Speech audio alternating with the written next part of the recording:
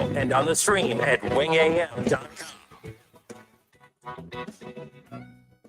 Justin Kenner with you here, 937-518-1410. That's the number to call and jump in on the conversation. We will get back to your phone calls coming up here in a moment. The Reds are pretending to be in on Kyle Schwarber. I know I'm being negative. I always try to be positive. I'm being negative on this one. We see this play out in college all the time. A team that knows that they don't have a chance to get a certain recruit, they at least attempt to recruit this individual so that when they don't get this particular player, they can at least tell their fan base they tried. I'm not going to fall for it. That way, if I am being too negative and they actually do get them, well, it's a pleasant surprise, and I won't care admitting that I was wrong. That's actually a good time for me to be wrong as far as that goes. But we'll get into the Reds more coming up here in just a moment. Again, it's the Justin Kenner Show presented by Frickers. Frickers, your home for fun food, sports, and spirits. Let's talk some college football. Every Thursday, we get to hang out with the voice of the Buckeyes, Mr. Paul Keels, joining us now. Mr. Keels, welcome in, sir. Happy Thursday.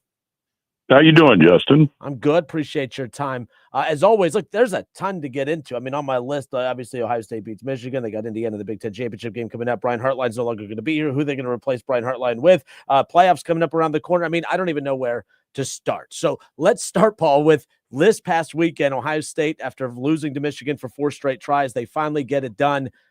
Everyone could breathe, exhale. The Buckeyes beat that team up north this past Saturday. You were on the call. Well, and I think the most significant thing, one of the most significant things, because there are many, the fact that the game didn't start out ideally. You know, they throw an interception, fall behind 6-0, and thank goodness it wasn't 14-0. They held them to 2 field goals rather than 2 touchdowns. But as Ryan Day has talked about it after the fact, there was no panic. They just went about doing what it was they needed to do. I think defensively they were able to put a chokehold on Michigan, and it didn't hurt that Jordan Marshall couldn't come back in the game and be effective because of a shoulder injury. But you saw Ohio State's defense do what they've done all year, play at a high level. You saw the offense strike through the air early, and then late when the snow started to become more prevalent and they needed to grind the clock down, the running game kicked in, and they were able to put together that one long drive that really kept the ball away from Michigan's offense. So it was a combination of a lot of things that went very, very well for this football team who just, you know, and another key part of all of this, Justin, was the fact that you saw not only the head coach, or we saw, I should say, and this football team, they approached everything the week of the Michigan game like they had every other week. We've seen in the past where some coaches have changed things. They blared the music a little louder that week in the facility. You know, all of these different things that make the rivalry special, but it make it a different week. They kept business pretty much the same, and I think that certainly had a part in it.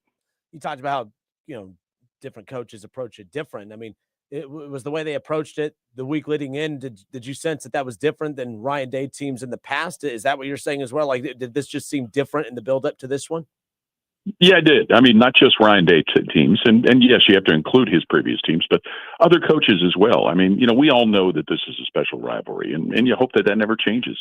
But, you know, one of the things I think that Ryan Day learned and his coaching staff learned is don't make it so big that it tightens everybody up. And those are my words. I'm just paraphrasing. Yeah. And I think certainly for those of us that were around that facility during the press conference and during our weekly radio show, you could tell. And even just in our time with Ryan Day, he wasn't uptight or tense. He wasn't any different than he had been, at least externally anyway. So I think that had a lot to do with it. And their approach also was to be a more physical team, which I think you saw that they were, and also take advantage of the weapons they had, throwing the ball to their 2 top receivers, getting balls to Max Clare and the tight ends to keep drives going. Julian Sand, who picked up a crucial third down run to keep a drive going, something we hadn't seen a lot of. So there were a lot of things, and really they were able to make Michigan play one-handed, as Coach Cooper used to always say, and force them to try and throw the ball, which that was not their strength.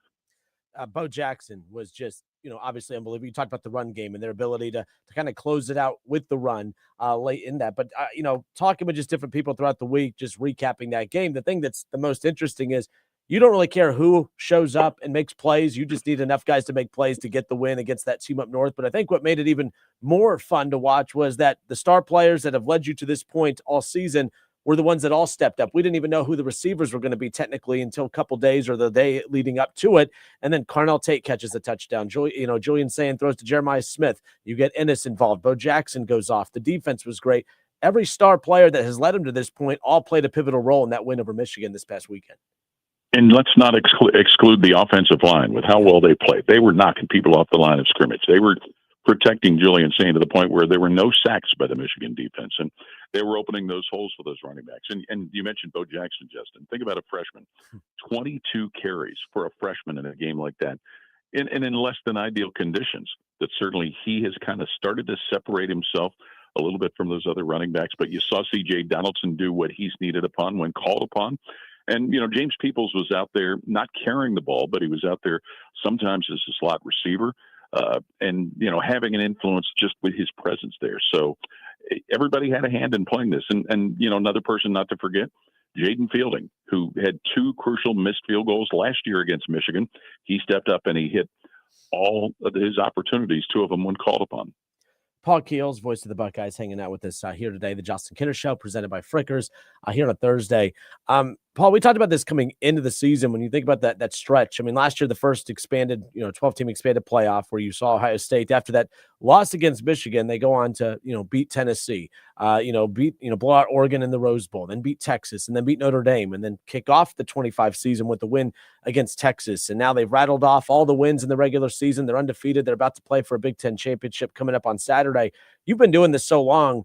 Has this been the most dominant stretch that you can recall in your time calling games for Ohio State? There's been so many great teams throughout the history of Ohio State, but when you think about the stretch that they're on, it really is surreal, and especially the opportunity to grow upon it. You got number 2 Indiana on Saturday, and then the playoff and a chance to repeat as national champions. This is quite the stretch that Ohio State's in the midst of right now. Dominant in different ways from some of the other seasons, Justin. I think when you look at how this whole season has gone, you got through the big hurdle week 1 against Texas, and we know all of the attention was put on that. But they took care of everybody else between that and Michigan, and they did it in very workmanlike manner. I think we mentioned it during the game Saturday when they fell behind 6-0. It was only, I believe, the 4th time all year that they trailed in a game, and they've not trailed at all this season in the second half. So you can find fault with the opponents and those teams that didn't put up the resistance that we thought that they would, like a Penn State. But this team just went out and did what was needed to be done each and every week. Some of the stats are dominating, but you didn't see so many of the the big highlight plays or the wide margin of scores that maybe we saw with some of the other teams in the past. But this team just went out and did what they did and did it successfully, and in some ways, probably from a national perspective, did it very quietly. And now they're getting ready for what will obviously be their toughest test of the season, facing this Indiana team, preparing to get into a postseason run that you hope can match what they did last year. But as you said, the loss to Michigan last year seemed to fuel that postseason run. Right now, and the way Ryan Day's talked about it, it's to keep the momentum going, tick off one of their goals to win a Big Ten championship, to beat an outstanding Indiana football team. And something that will put them in a number 1 position for the seeding in the postseason, but also just to keep their good thing going the way they've done it all year. So many interesting matchups in that head-to-head with Indiana on Saturday. I mean, they have great wide receivers. Ohio State has great wide receivers, great quarterback play. They can run the football. Their defense has been outstanding. I mean, these two teams stack up. I mean, this is what you want out of a national championship, and we're going to get that on Saturday in the Big Ten championship. Ryan Day already touched on it this week. You shouldn't be punished to play in your conference championship. It's going to be interesting to see kind of what shakes out after the result on Saturday, regardless of who wins or loses. Well, the prevailing thought is that both of these teams, regardless of the result, are going to end up with first-round byes. You can't think or guess that the loser would fall any lower than 4th and not get a first-round bye. So we know both of them are sitting in that position. Could the Heisman Trophy be at stake in this game with the way that both Fernando Mendoza and Julian Sayin have played? That's another part of it. But also, winning a Big Ten championship. Indiana has not won a share of a Big Ten title since 1967. Ohio State hasn't won one since 2020 during the pandemic year. So those are important things. This is a conference championship game, unlike some of the others, that has some things at stake that maybe some of the others don't. Now, I know there's certainly the whole dynamic of what could happen in the ACC. The SEC has its own storyline there. The Big 12 possibly, depending on what happens. But this is one that the outcome is not going to determine the postseason life of either of these two teams. It could determine positioning, but also to these two teams, most importantly, it will determine a conference championship. Texas, lots being made about Texas, if they be left out. They have that, the 3 losses, and there's so many different ways to view this. But obviously, you look at the fact that they challenged themselves with putting Ohio State on the schedule, as Ohio State did with putting Texas on the schedule. And lots being made about, if Texas is ultimately left out and punished in the eyes of some for that loss against Ohio State, there's many believe that's going to really alter the future of scheduling for how these Power 4 schools put their non-con schedules together. I heard that Sarkisian came out and said they're going to honor the upcoming schedules that they have, with Ohio State and another big one after that. But do you think that will have a ripple effect on how these big schools schedule on their non-con moving forward if Texas is ultimately left out of the playoff? Here's the answer to that. Don't lose to a subpar Florida team. That Florida loss is the one that's hanging around their neck. They deserve credit for wanting to come to Columbus and play Ohio State, and play Ohio State better than anybody this season has. When you look at the margin of victory and look at what Texas was able to do, and that Texas team is a better team now than they were when they were here Labor Day weekend. Arch Manning is playing so much better than he was that first week of the season. But again, the results on the field have to matter. And I'm sure you've probably wrangled over the discussion about Notre Dame and Miami, and that's going to be a big screaming point depending on what comes out with all of that. But that's fine. You played Ohio State the way that you did, but don't lose to Florida. No, simple enough. And I brought that up just because, Ohio State fans are, they're loading in on Texas. I said, hey, let's be a little careful. You look at Ohio State's schedule next year. You got USC, you have Oregon, you have Indiana, you have Texas. Of course, you have that team up north. The schedule next year not as forgiving, but it will be interesting to see how that does play a role moving forward. But you're right, beat Florida.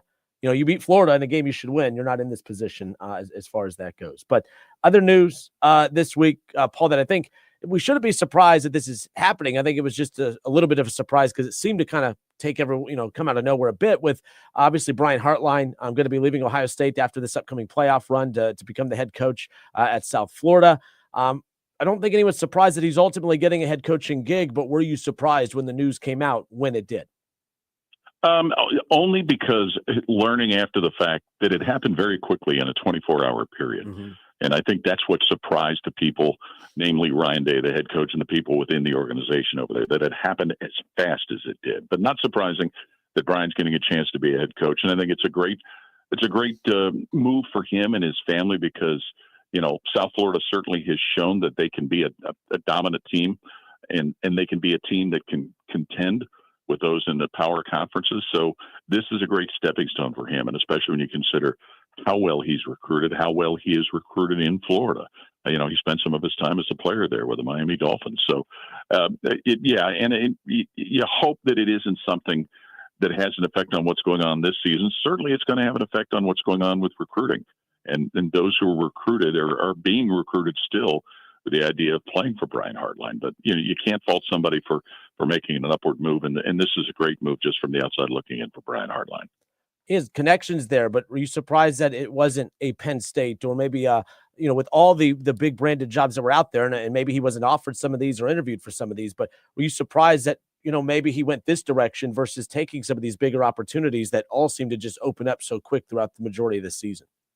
Well, what we don't know, Justin, is if he was actually offered any of those. There's a lot of speculation that Penn State talked with him or talked about him, but for a Big Ten school, for an SEC school, even a Big 12 or an ACC school, somebody who's not been a head coach at any level, that's a pretty risky move. But this is a good step. This isn't like, I think the world of the Mid-American Conference, being an Ohio native and all of that, but this isn't going from Ohio State to the MAC. This isn't going from Ohio State to the Mountain West. This is going to a program that has shown that they can be competitive at the national level, even though it's been a little while. So not surprised that it's something like this. I would have been more surprised in a good way had a school like Penn State or somebody like that offered him a job.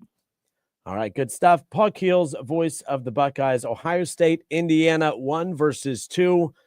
Big Ten championship coming up on Saturday. Paul, your final thoughts and just views on this matchup heading in on Saturday. Again, 1 versus 2, 2 undefeated teams. This is what you want in your national championship, and we're fortunate to get it in our Big Ten championship matchup on Saturday. Anticipated being an outstanding game, probably the toughest test, but I shouldn't say probably, will be the toughest test that Ohio State's played all year. What's going to be crucial, taking care of the football, because Indiana is number 1 in the nation in turnover margin. They've come up with 16 interceptions. So, and this could really be a great game for fans because it could be an outstanding showcase for two very, very, very good quarterbacks. All right, Paul Keels. Paul, you the man, sir. Appreciate your time as always. We'll talk soon. You got it, Justin. Take care. All right, good stuff. It's the Justin Kidder Show presented by Frickers. Frickers, your home for fun, food, sports, and spirits. That was the voice of the Buckeyes, Paul Keels, again, right here on 1410 ESPN Radio. We are Dayton's radio home for Ohio State football. More of the Justin Kidder Show when we come back.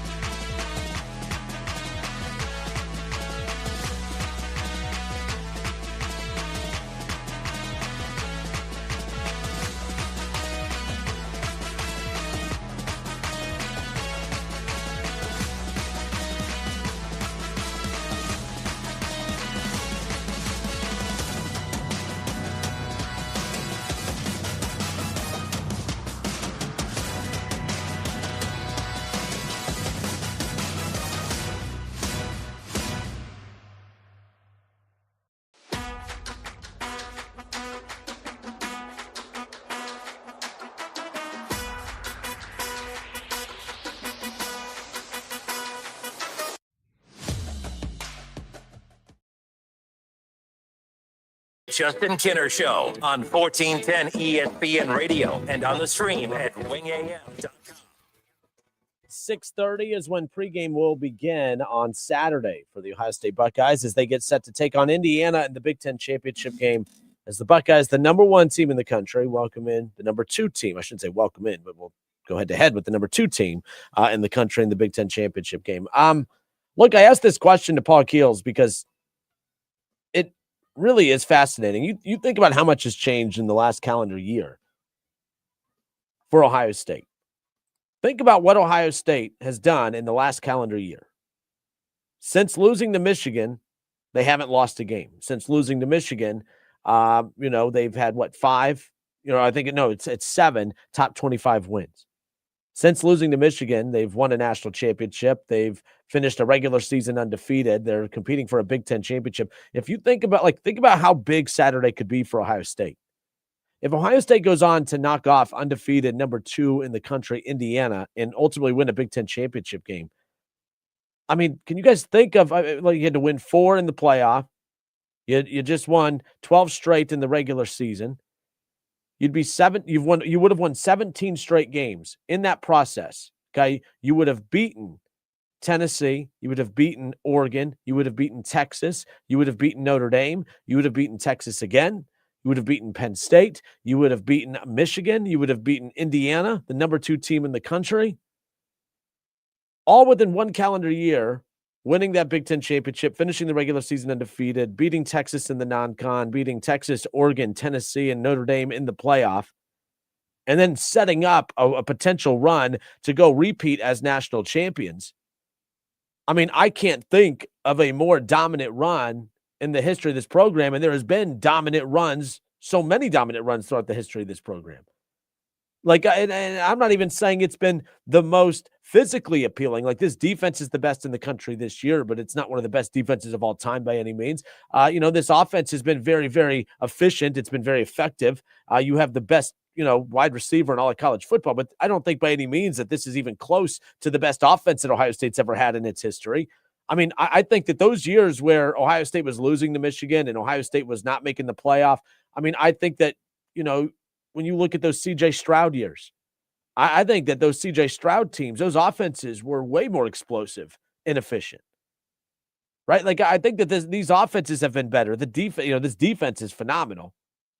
But, it is pretty strange watching how all of a sudden we were so close to just pushing Ryan Day out of Columbus to now. I don't think there's any coach in college football that has a better handle on their program than Ryan Day.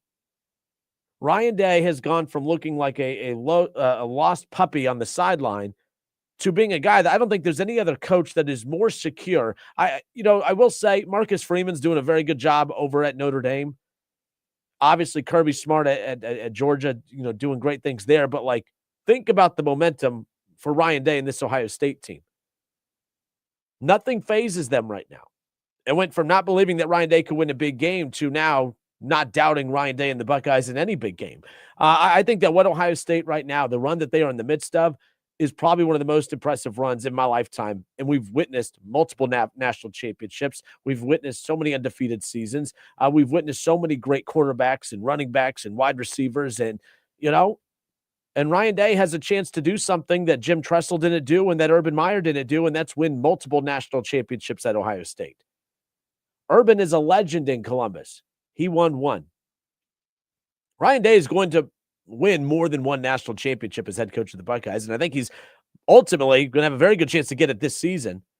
And I don't think he's going to slow down because you're going to bring the majority of this roster back next season and have a chance to go for it all again. The bottom line is between Julian Sayin, who I saw bet MGM today, if I'm not mistaken, moved into that number 1 spot, one of the favorite, the favorite to win the Heisman. I mean, there's going to be so many things that branch off of this.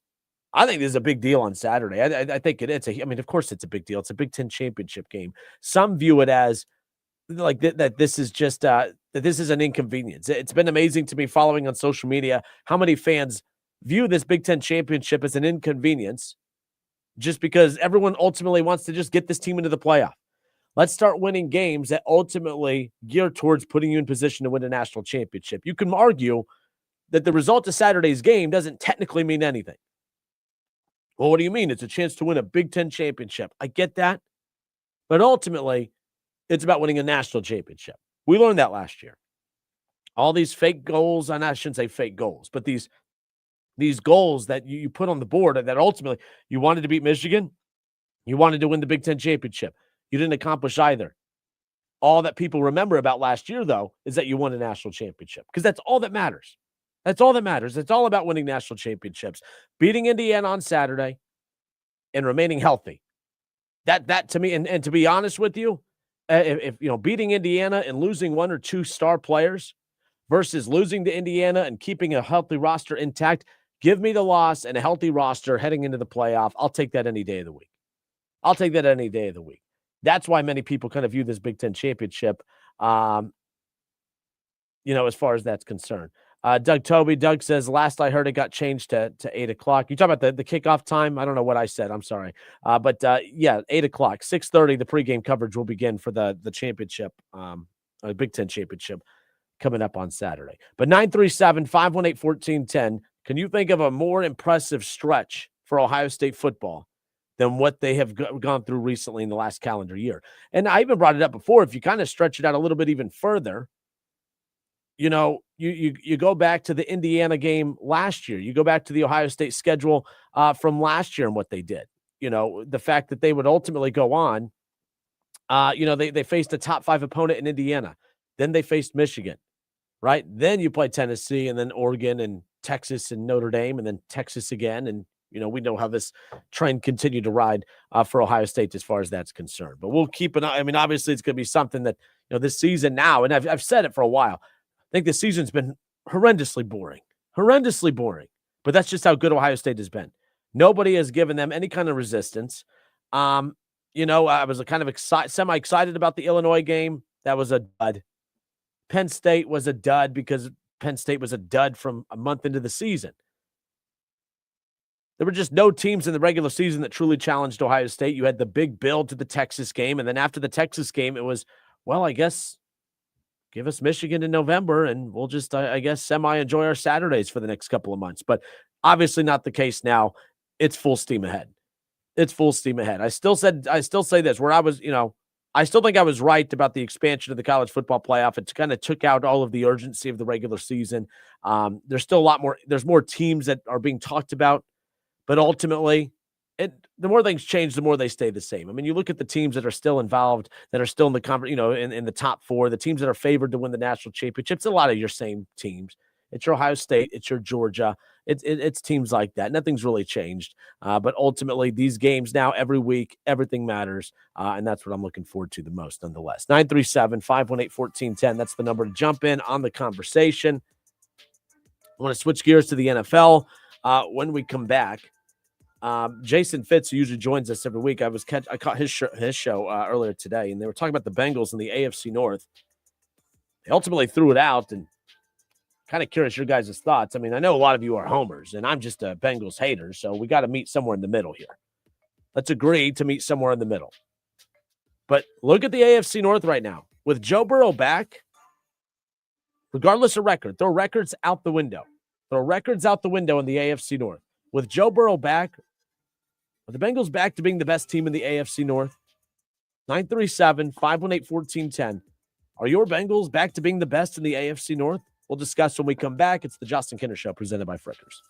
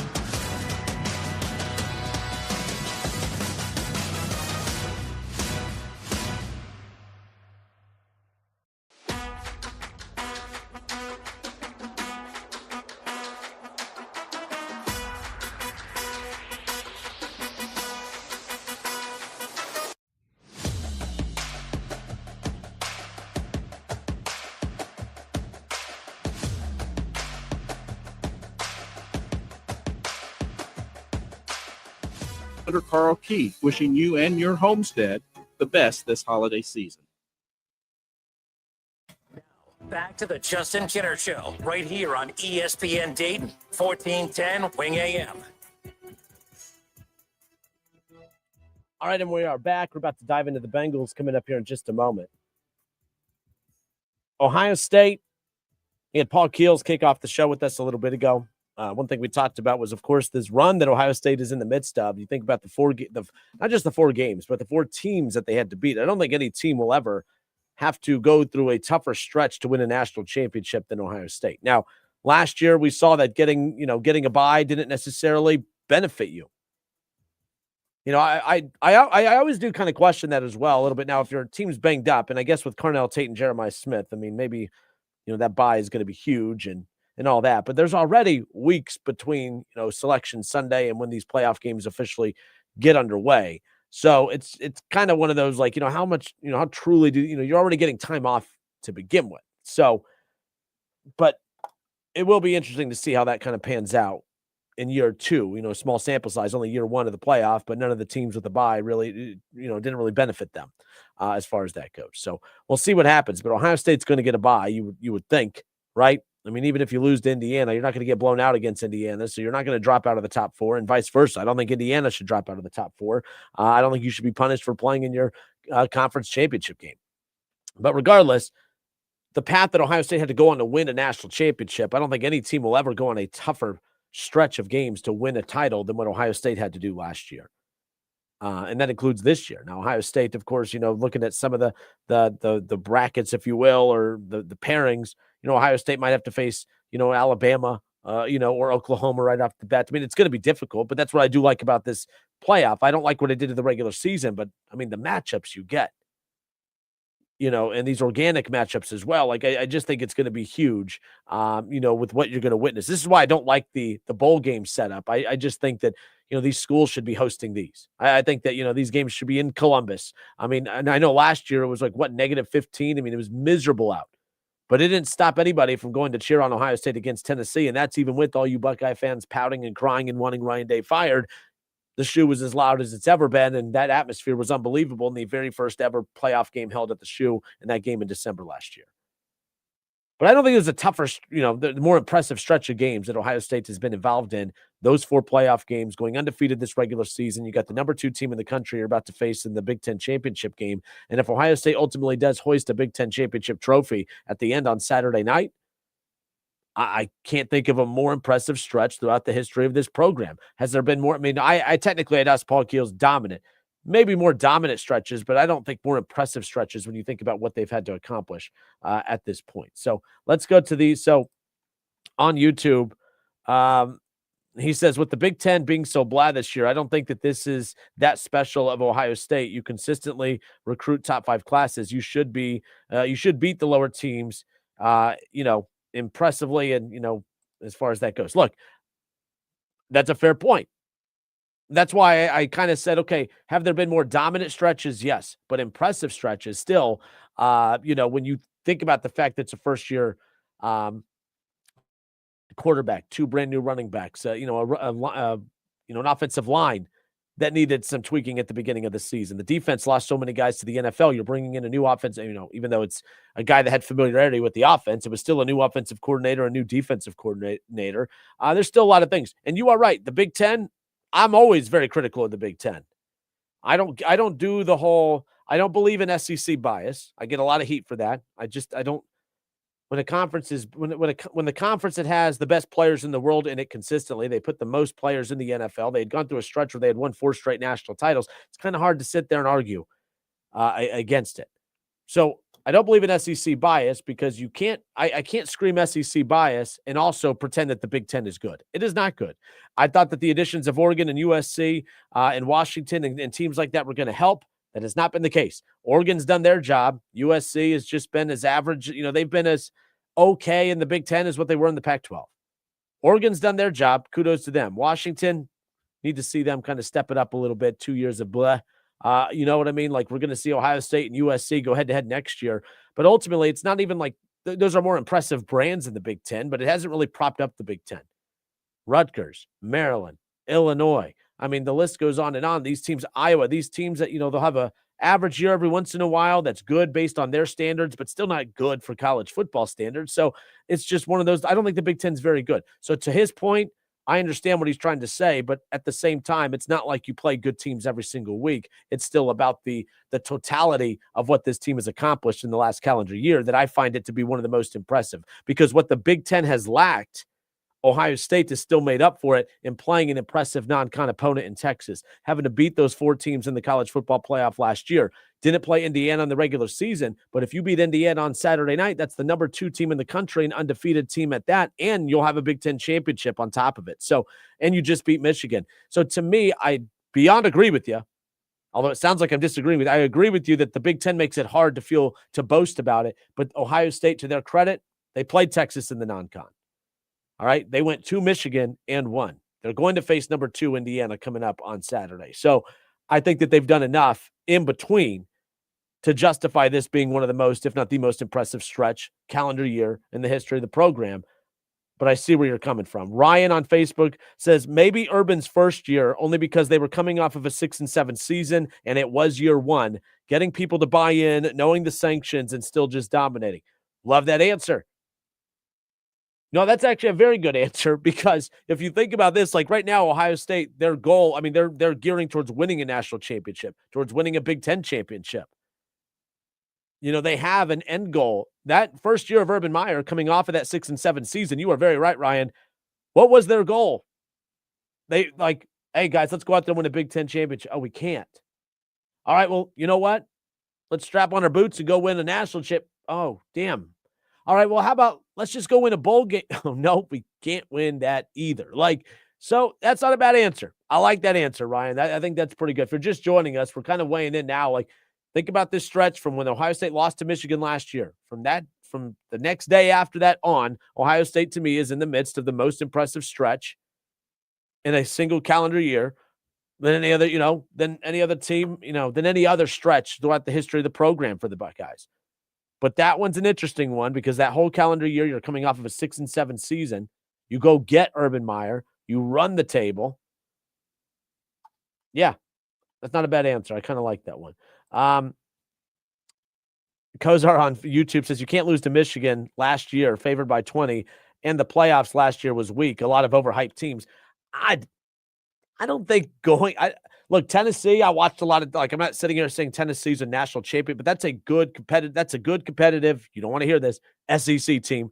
That was a very explosive offense, and they had a lot of the weapons to hurt Ohio State that Ohio State manhandled and dominated. But Tennessee, that's a good palate warmer in the first round of a playoff. But you go basically to Oregon. You have to go, I went to the Rose Bowl last year. Oregon fans at the wazoo. It's on the West Coast. All right, Oregon undefeated. The number 1 team in the country. They were Big Ten champions. They beat Ohio State earlier in the season. That's not a gimme game either. And Texas was really good as well. Texas was the national championship contender.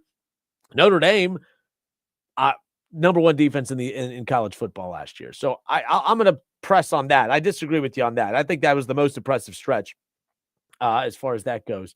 Either way. Javi on Facebook says, I'm sorry, the 2015 title run was a good run for Ohio State. Yeah, that was a good storyline. I don't know if that was an impressive run, mainly because, man, you know what? That one, so you mean the 14, when the inaugural college football playoff, I guess they technically won it in 15 nonetheless. But the bottom line is, yeah, I see what you're saying there. You lose Braxton, then you go to a freshman quarterback, and then that freshman quarterback leads you to the Michigan game, and they blow out Michigan, but they lose their quarterback. Cardale Jones comes in, to Big Ten championship game against Wisconsin. They couldn't just beat Wisconsin. They had to blow the doors off Wisconsin in the Big Ten title game, and they did that. They come from behind against Alabama, and then they, beat Oregon. Another memorable stretch. Yeah, that's a good one too. That's a good one as well. Ryan says, Georgia fans, are Georgia fans the same as Ohio State fans? Are we losing? I'm sorry. Are Georgia fans the same as OSU fans are with losing to your rival? Kirby is 1-8 versus Alabama. Anyone downplaying their championships because they didn't beat Alabama? Good point. This is where I don't downplay Ohio State, Michigan. I just don't overhype the result of that game to trump ultimate goals of winning championships. Losing to Michigan has prevented them from winning a Big Ten championship in quite some time, of course, but ultimately it's about national championships. So, yeah, I mean, people forget Georgia has been owned by Nick Saban in Alabama when Saban was there for the longest time, but Georgia was one of the most recent dynasties in college football and very well still might be. But either way, 937-518-1410. That's the number you can call and jump in on the conversation. I appreciate the interaction in the chat. Javi even goes on to say that 2014 title run was absolutely insane, especially when everyone said we shouldn't have been in the playoffs. That was the other wrinkle to it as well.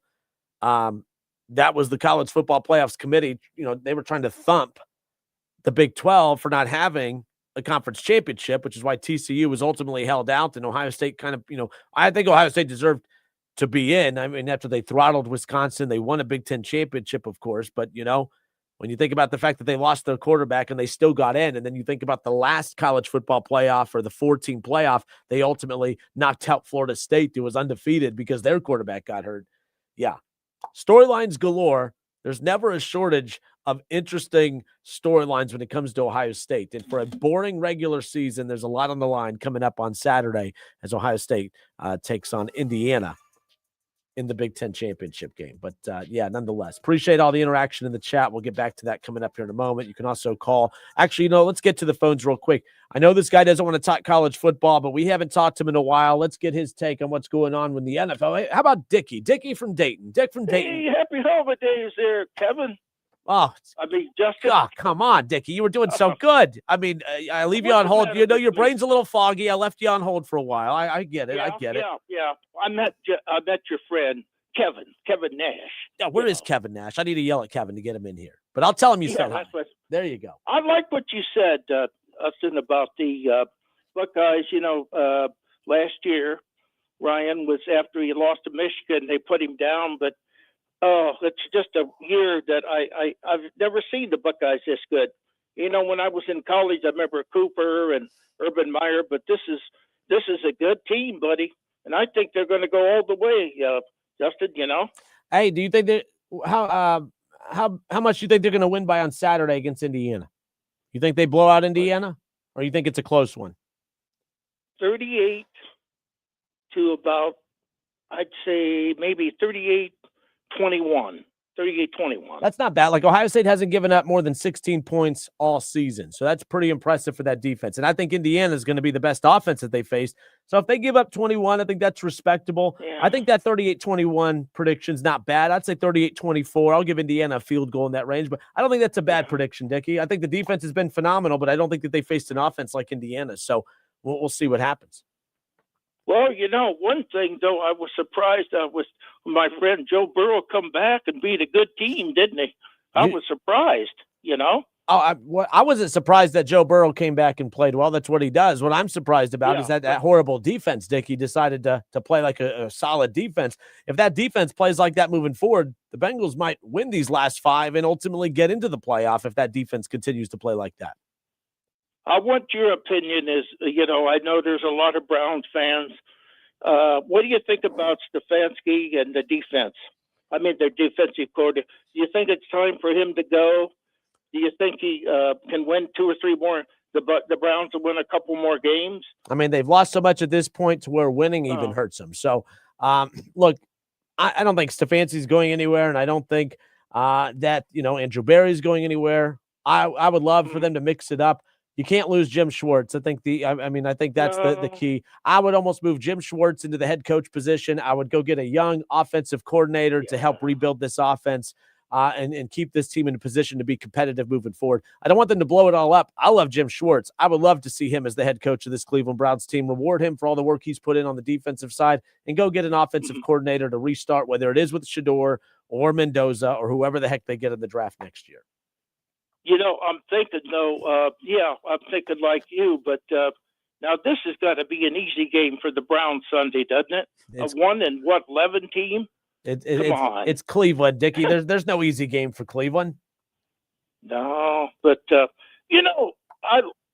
listening to the games, but I tell you, I don't think Andrew Siciliano's doing a bad job. I think he does a pretty good job on the Browns. I don't think he does a bad job. I just think he has a bad job having to call games for this team right now. My goodness, it's brutal. It's brutal. But Dickie, it was good hearing from you. I appreciate you. You know who I miss? Who do you miss? Donovan, don't you? Oh, absolutely.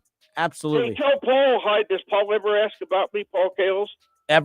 He said to tell you hello. But hey, I appreciate you calling, Dickie. We'll talk soon, okay? Okay, bye-bye. Bye-bye. 937-518-1410. Troy on Facebook, he says, any fake news today to talk about? Troy is a Michigan fan, and he's a little upset because his team got exposed for cheating earlier in the week. So Troy's now just continuing to be a troll on all of my posts and in the show. He's upset. I don't know why you're mad at me. Like, this is what Michigan fans do. Our team's going to cheat, and you got to let it happen. And if you talk about it, we're going to get mad at you. Come on, Troy. Ryan Day had an inkling that they were going to cut the communication between him and his quarterback this past Saturday, and it randomly just happened. You think it's a coincidence? And you're mad at me because Ryan Day exposed it? He put it out there? You think Ryan Day's just making it up? I don't think that you're the fan base that gets to accuse other teams of making stuff up. I think y'all need to sit this one out and probably just say, yeah, my bad. Didn't you learn your lesson from the last time you tried saying that your cheating program didn't do anything wrong? Come on. We're not doing that, Troy. Your team's a bunch of cheats. They're a bunch of scumbags. You support a cheating scumbag program. Now, go play with your friends and let us talk about teams who actually win the right way. Okay, you go do that. I'm going to go do my thing. It's the Justin Kidder Show, presented by Frickers. Frickers, your home for fun, food, sports, and spirits. We'll be right back.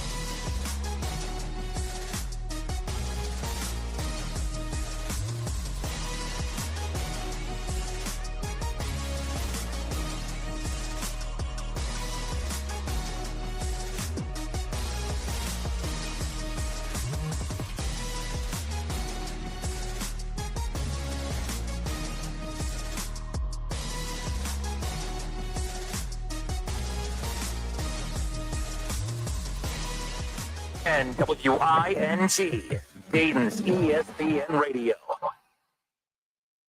Now, back to the Justin Kinner Show on 1410 ESPN Radio and on the stream at wingam.com. All right, and we are back. I'm Justin Kinner. It's the Justin Kinner Show, hour number 2, 4 o'clock here in the Miami Valley. Hope everyone's had a great Thursday. Appreciate Paul Keels. He hopped on with us to kick off the show earlier. If you missed it, we'll have that for you again coming up here around the corner. 937-518-1410. My friend Troy hanging out in the chat. And I say friend loosely. One, I've never met him. Two, he don't like me. So my friends don't like me either.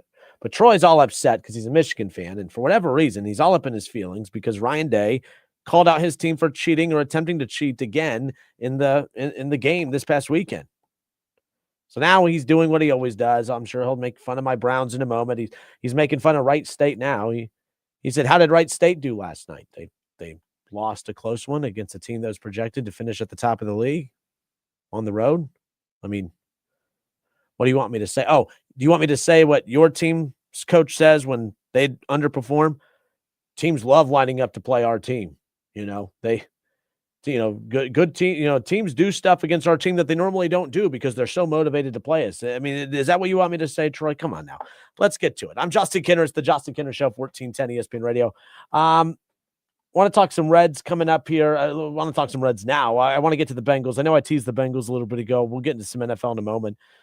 So the Cincinnati Reds yesterday, I found it interesting as we all sit back and wait to see what they're going to do regarding Kyle Schwarber. We know that if the Reds ultimately pull off a deal to get Kyle Schwarber, that it's probably going to really nuke any of their offseason plans to touch the bullpen and get that, fixed up. Really going to hurt any chances of them adding any depth pieces anywhere else on the roster. It probably is going to put them in position where they have to bring back last year's complete roster with Kyle Schwarber and really no other moves after that. So it's going to be one of those interesting that do you want the Reds to, load up the bullpen and fine tune that and pretty much bring everyone back from last year, minus Nick Martinez and a couple faces? Or do you want Kyle Schwarber and a very weak bullpen with no depth and just have to really rely on what's in the rotation and really hope that, by the way, I don't think you could just add one bat into this lineup and expect that the whole lineup's going to take off and be one of the best in baseball. But beggars can't be choosers. We'll take anything at this point. So last night, I don't know what this means. Last night, the Cincinnati Reds were able to agree to a deal to bring in their free agent closer, Emilio Pagan, as they agreed to a 2-year, $20 million contract. They agreed to a 2-year, $20 million contract last night. And the first thought I had was, oh, that's awesome because the Reds need that. The second thought I had is, damn, they're not going to get Kyle Schwarber now. And that's what sucks about being a fan of a team like this is we should be happy that the Reds got a 2-year, $20 million deal done with Emilio Pagan. But I instantly got angry. We should be, as Reds fans, guys, happy that they went out and got Emilio Pagan, that they got him to return. He was phenomenal last year. All right, I don't really care about the record. 2-4, whatever. I don't really care about that. Right-hander, finished with an ERA just a hair under 3. 32 saves and 38 opportunities. I mean, he ranks second in the National League in saves and tied for 5th in the majors. So to go get, if you're just going to base it off those numbers alone, statistically a top 5 closer in baseball for $10 million a year, that's a heck of a deal. And deals are what the Reds thrive on.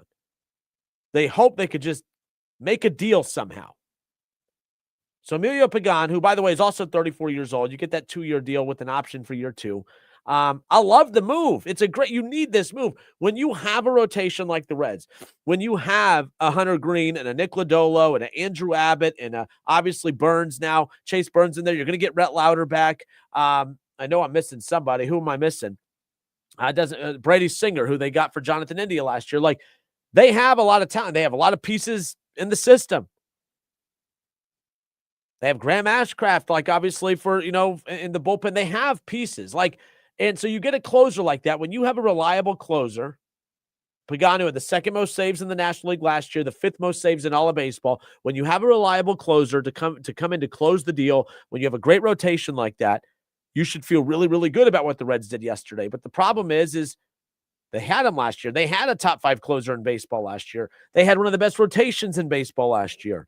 And yet it was still painful watching them try to go out there and consistently win series. And they did some of the most off-the-wall stuff. They would win the series they shouldn't and lose the series they shouldn't. They would lose to the worst. They would lose series to the worst teams in baseball, but then they'd go and beat the Yankees. Nothing made sense for the Cincinnati Reds last year. Even the way they made the playoffs. They didn't make the playoffs. They backdoored their way in. And I mean this as respectfully as possible. I've disagreed with so many people who know way more about baseball than me that try to convince everybody that the Reds were, that they didn't backdoor their way into the playoffs. I disagree. They backdoored their way into the playoff. They even lost in a game that if they would have won, they would have made the playoffs. They even lost that game. And they only made the playoffs because the Mets went on a historic plummet. And that's not a game plan. You can't sit there and say, well, hey, this roster with the top 5, statistically a top 5 closer in baseball, with a top 10, top 5 rotation in baseball. So, a great rotation. Now you have a fantastic closer. You have Ellie De La Cruz. Sal Stewart, I think, is going to have a breakout year. I can't wait for Sal Stewart. I've read a lot of great things about him. He's already trimmed down. He's putting on muscle. I mean, he's going ham this offseason. I'm excited about a lot of things, but they had a lot of these things last year, and it didn't matter. Why am I supposed to believe that it's going to matter this year if they're not going to go out and make the confidence that they are going to go out? Okay, I don't have the confidence that they're going to go out and get Kyle Schwarber. And I fear that last night, by getting that deal done with Pagan, that's basically signaled that Schwarber, the chances of them signing him are pretty much gone as well. Or there's another way to look at this. Because $10 million for a closer, good for the Reds for being willing to do that, because they could have gone a different route. They could have tried to prime somebody else in this bullpen right now to maybe approach them to try to frame them, because it's not like Emilio Pagan that we headed into last season and said, that's our guy, that's our closer. It was just kind of a closer by committee a little bit. The Reds could have looked at that and said, well, we figured that out last year with him. We have some arms in the system that we can really kind of throw out there during spring training and kind of start grooming them to be, a closer, or put them in the position to do that. You know what I mean? Like, it'll be interesting. I've also thought about, using a Nick Lodolo, something along those lines. When you look at the depth that they have with their starting pitching, one of those big arms that you look at, I think, is ultimately going to become a bullpen, like a strong bullpen closer role for the Reds. One of them is. I don't know which one. I think if Nick Lodolo has another year where he just can't stay healthy, I think that he's too talented to move on from. But my goodness, you got to find a way to utilize his strengths, use them in smaller dosages. So maybe a bullpen move there. So what I'm saying is the Reds had options, and they chose to spend $10 million. They only had, because what they also tried telling us is that they only had $20 million to try to patch all the remaining holes on this roster. Well, you just used 10 of that 20 to go after one player in Emilio Pagan. So now you have to fix all the other holes with $10 million. I think if I'm going to put my negative cap on right now, says you just signed Emilio Pagan, you have no chance of getting Kyle Schwarber. Now I'm going to take my negative hat off and I'm going to put my positive cap on. And the positive side of me is saying the Reds, with only $20 million to spend, would they really have spent half of that just on one player? So now I'm like, no, they did that because they're going to go make him their closer because they feel very good about their rotation, and they're going to feel even really good about this offense now, dropping Kyle Schwarber into this lineup and now having a legit closer, a great rotation, and now having some fire in this lineup, and now the Reds have a shot. I wonder if that's a move that is said, hey, we can't just get Kyle Schwarber and call it a day. We have to get Kyle Schwarber and another move. I don't know. I'm so torn. What does the Emilio Pagan move mean for your Cincinnati Reds? Did that all but signal that the chances of getting Schwarber are dead and gone? Or did it signal that the Reds are going all in? Reds fans, I'm curious. 937-518-1410. What did that Emilio Pagan move mean last night?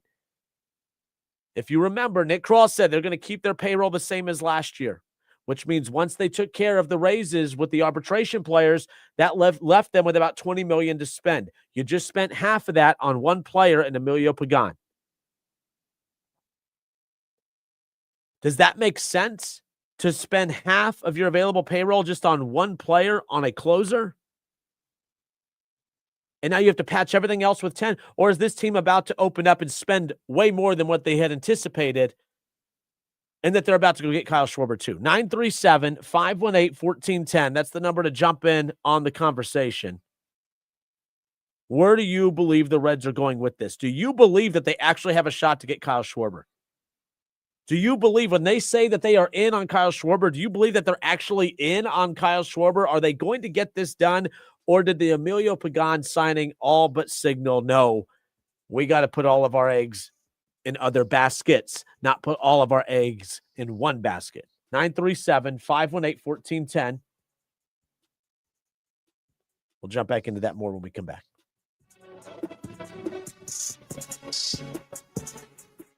ESPN 1410 Wing AM weather.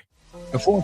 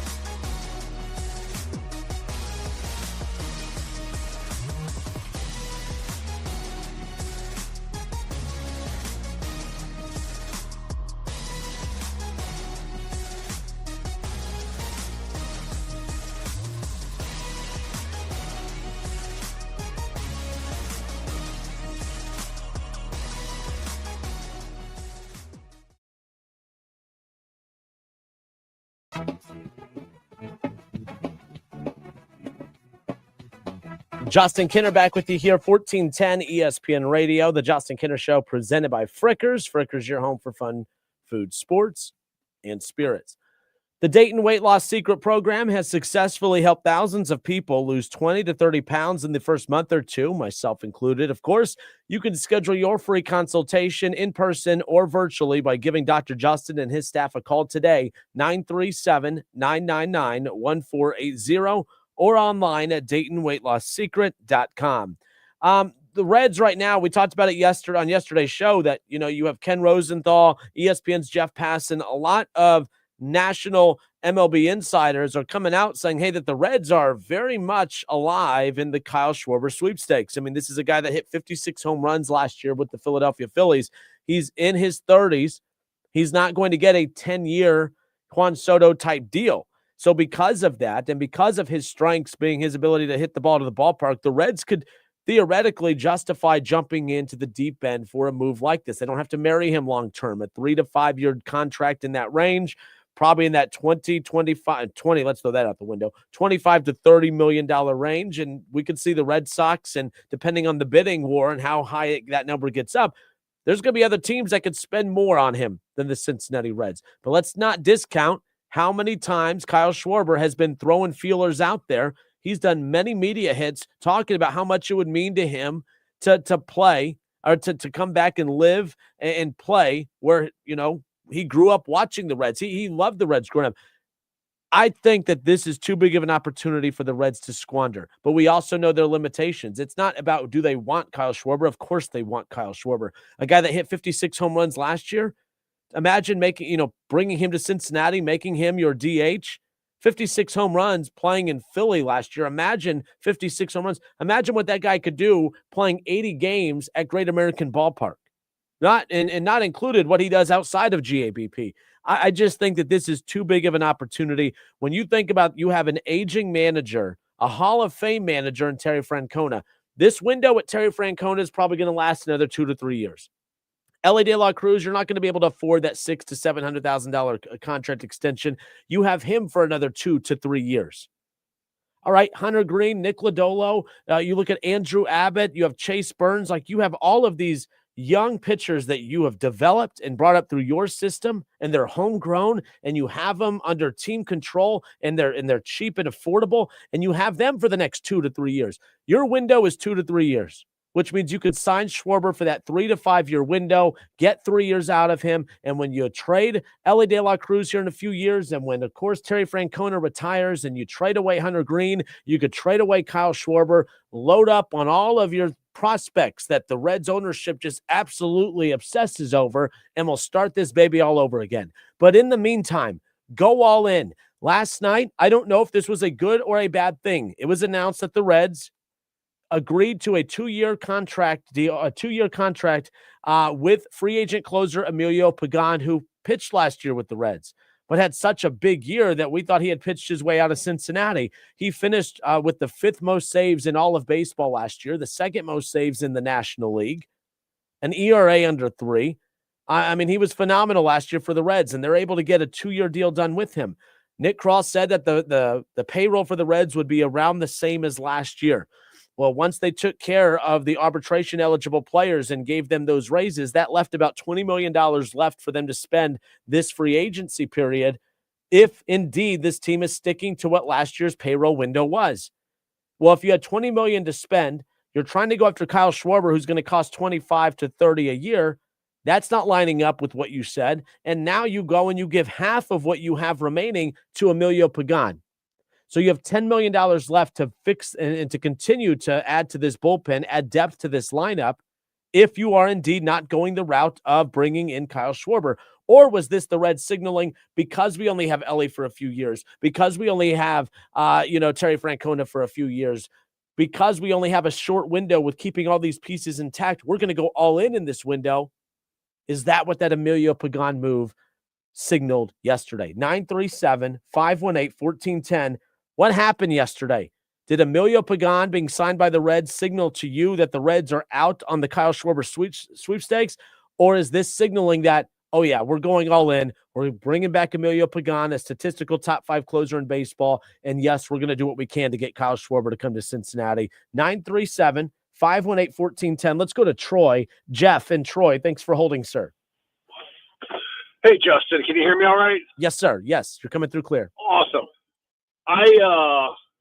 I'm all fired up about Kyle Schwarber, but first I got to go back to last week because we need to celebrate that Ohio State-Michigan win every week of the year after these last 4 years. And I real quickly just want to say I really enjoyed how Ryan Day managed that game. There was a point in the first quarter where the camera flashed on him, and he seriously was looking like, I'm trying not to look like I'm out of my skin right now.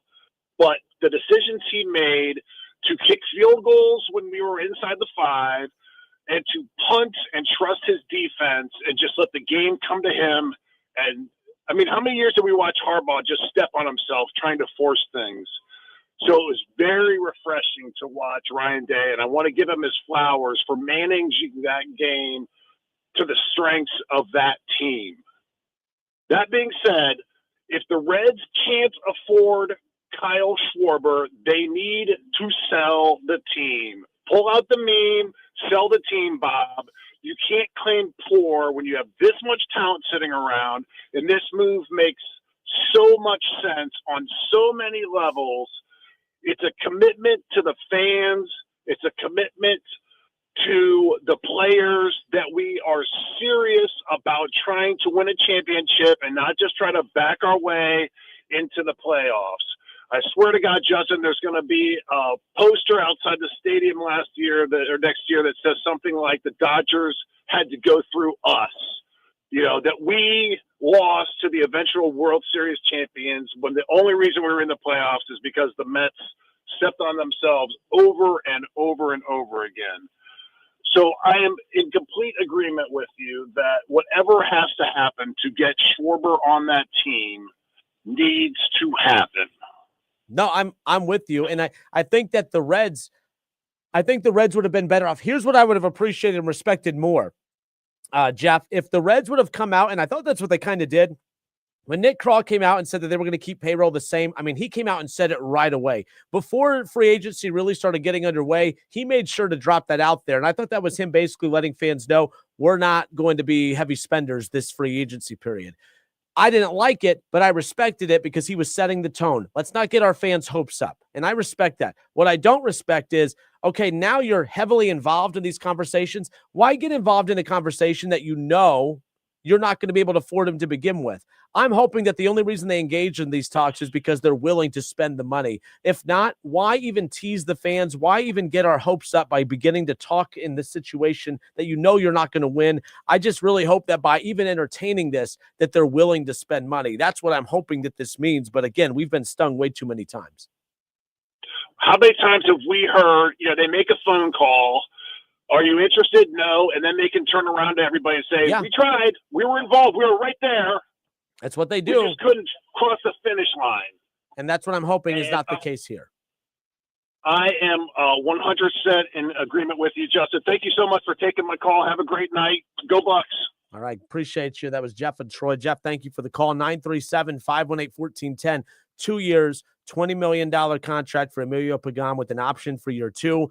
But the Reds only have $20 million. According to Nick Krall from about a month ago when he said they were going to keep payroll about the same, that gives them about $20 million to spend this offseason. And they just spent 10 of it on Emilio Pagan. That doesn't leave a lot to address all the other holes. So if you're going to go 50% of your available payroll to one player, does that signal that they're willing to do that because they know they're about to spend a lot more? I mean, I don't know. I don't know what to make of this. Emilio Pagan, that deal that the Reds did last night, did that signal to you that the Reds are out on the Kyle Schwarber sweepstakes? 937-518-1410. Mo, you're on live, sir. Welcome. Thanks for having me on, Justin. I agree completely with the previous caller. Schwarber is perfect for the Reds. You don't always get a perfect fit that's available for a team. Because of his age and because they can get him on a shorter contract than normal, maybe a 4-year, 3 to 4 year. He is custom made for the Cincinnati Reds. The guy hit a pop-up and it would go out of the stadium. He is the perfect choice for the Reds, and I think the Reds are going after him. I really believe that. I think that the Pagan contract that they just got with him for 2 years, I think that is an indication they're trying to show Schwarber himself that, hey, we can be a contender in the playoffs with you on our team. So I think that that's a perfect fit for the Reds. They're not going to have a perfect fit available all the time. And he's going to be in that lineup. He's going to be so dangerous. Imagine if the Reds had him this past year. Yeah. 56 home it runs. And imagine what that number would be if he played half his games at GABP. It would be unreal. Yeah, it would be absolutely crazy. So, the Dodgers, they've gone out and spent a ton of money to get 2 championships, go out there and do what they've done. But imagine the Reds against the Dodgers now with Schwarber on that team. It just changes everything. It makes every player on that team a little bit better. So that's, again, I agree with the previous caller. I appreciate you having me on. And before I get off, I wanted to say I really appreciated and liked that story about Ron Harper and the Flyers. I never heard that before, and that was really interesting to hear it. No, yeah, and he was in studio. He was on the Keith Byers show, and he had shared that. And I just that was one of my favorite stories, hearing him say that. But yeah, so that was the comparison to this. Is a lot of times teams will reach out to agents of free agents just to get a conversation going, so that the media could pick up on it, and then the media puts it out there that, hey, they're engaged in talks, knowing that they don't have a shot to get him. But then when he ultimately signs elsewhere, they could say, hey, we did our part. We tried. He just ultimately didn't pick us. I was comparing it to the Ron Harper UD situation when he was about to commit to Miami back in the day. So I thought that was a good comparison, but who knows? Yeah, great comparison, and appreciated it. And I do think that they are actively going after him. And I think Schwarber wants to play for the Reds. I really do. I think I would rather play in Cincinnati than Philadelphia. Wouldn't you? Oh, yes, and especially when he's talking about living here, like his family and spending so much time in Middletown. I just think you keep talking about it's the perfect opportunity. This isn't just some random power bat free agent. This is a guy that's from here, that wants to live here and play here, and you don't have to marry him long term. And the amount of window left on his career kind of fits the window of which this team has as far as a competitive timeline is concerned, with the way all the other contracts are lining up at this point, even with Terry Francona. So I just think it makes too much sense. They will never have another opportunity like this to have all their ducks in a row. This might be in this current landscape of baseball, this would be their chance to have put out probably the most competitive team that they're capable of. They can't screw it up. I hope they get it done. Yeah, and Middletown is hot. We got a VP out of it. Let's get a power hitter for the Reds. and yeah, I mean, Middletown is extremely hot right now. So, you strike while the fire is hot, and don't let the opportunity to get this guy into a Reds uniform pass us by. So that's all I got. I appreciate you having me on. Appreciate you. Thank you, man. That was an interesting call. I mean, we talked about Ron Harper, UD, Miami of Ohio, JD Vance. I mean, that was like the ultimate random smorgasbord of tie-ins right there. But appreciate Mo calling in. Shout out to Jeff and Troy. I know there's some others on hold. I can't get to your calls this second because we got to pay some bills. But 937-518-1410. That's the number to call and jump in. I don't know. The Emilio Pagandi, I've been negative all day, saying, you know what? That signals to me that they are out on Kyle Schwarber. But then I thought Mo brought up a good point. Mo said that he believes that, hey, by the Reds going out to get that Pagan deal done last night, was that done because they know they're not going to get Schwarber, or was that done to show Schwarber, hey, we can't pay you as much as Philly and the Red Sox and others, but you want to live here? Okay, this lineup, this ballpark, I mean, you're going to mash in this ballpark. You mash wherever you go, but you're going to mash in this ballpark. Play for a Hall of Fame manager in Terry Francona. You have a generational talent you'll be hitting in front of in Ellie De La Cruz. You have a top 5 rotation in baseball, and we just went out and got you a very, very good closer. So there could be that side to it too. I'm all over with this. 1 second, I'm negative. The next second, I'm positive about the direction of this. I don't know what to make of it. It's going to be a fun story to follow. I just hope I just don't want to be played by the Reds.